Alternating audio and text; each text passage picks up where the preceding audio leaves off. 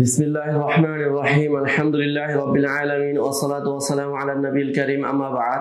সম্মানিত শ্রোতা মণ্ডলী, আজকে আমরা আলোচনা করব মারফুউল হাদিস নিয়ে, অর্থাৎ নিসবতের দিক থেকে হাদিস তিন প্রকার।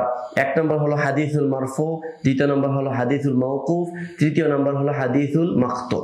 তো আজকে আমাদের এই তিনটি আলোচনা হবে পর্যায়ক্রমে। আজকে শুধু আমরা মারফুর আলোচনা করব।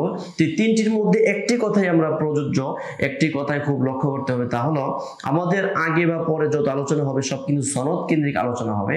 তো এই আলোচনার ক্ষেত্রে, এই তিনটি হাদিসের ক্ষেত্রে আলোচনার ক্ষেত্রে হাফেজ ইবনে হাজার আসকালানী রাহিমাহুল্লাহ তিনি বলেছেন যে এখানে মারফু এটা সনদের দিক থেকে নয়, বরং এটা হলো নিসবতের দিক থেকে।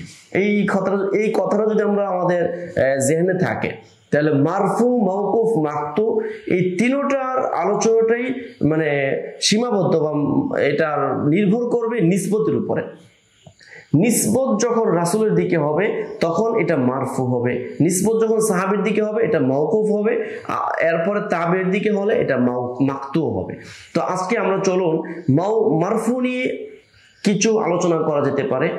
তো ইমাম ইবনে সালাহ রাহিমাহুল্লাহ বলেছেন যে মারফু হাদিস এটি কয়েকভাবে হতে পারে, যেমন মারফুয়ে মুত্তাসিল হতে পারে, মারফুয়ে মুনকাতি হতে পারে, মারফু মুআদাল হতে পারে, মারফু মারাসিল হতে পারে।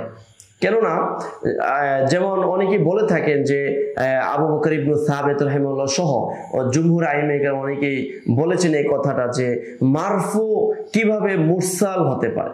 তো আসলে একজন তাবেঈ যখন বলে ক্বালা রাসূলুল্লাহ সাল্লাল্লাহু আলাইহি সাল্লাম, তখন কিন্তু তাবেঈর কওলটা একজন রাসূলের দিকে নিসবত করা হচ্ছে। তাহলে যদিও বা এখানে মুত্তাসিল হচ্ছে না, কিন্তু তারপরেও এখানে কেমন যেন ইরসাল থাকা সত্ত্বেও, ইনকিতা থাকা সত্ত্বেও এটিকে আমরা মারফু ধরতে হচ্ছে, কারণ এখানে মূল পয়েন্ট ছিল নিসবতটা রাসূলের দিকে হচ্ছে। অতএব এখানে আমরা মৌলিকভাবে মারফুর তাহলে কয়েকটা প্রকার পাইতে পারি। এক নম্বর হলো মারফু আল মুত্তাসিল, মারফু হয়ে মুত্তাসিল হবে। তাহলে এটা উদাহরণ হলো যেমন কোন সাহাবী ধারাবাহিক সনদের ভিত্তিতে কোন সাহাবী বলল রাসূলুল্লাহ সাল্লাল্লাহু আলাইহি ওয়াসাল্লাম কোন কথা, কওল, ফেল, তাকরীর ইত্যাদি। আবার যখন মারফুয়ে মুত্তাসিল হবে, তাহলে কোন একটা সনদের মধ্যে ধারাবাহিকভাবে যখন মুত্তাসিল হবে তখন এটা মারফুয়ে মুত্তাসিল হচ্ছে।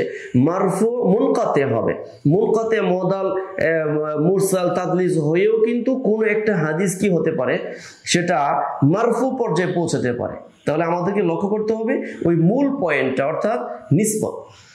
তারপরে একজন তাবেঈ যখন বলল ক্বালা রাসূলুল্লাহ সাল্লাল্লাহু আলাইহি সাল্লাম, তাহলে এই ধরনের হাদিসও তখন কি হয়ে যাচ্ছে, মারফু হাদিসের অন্তর্ভুক্ত হয়ে যাচ্ছে।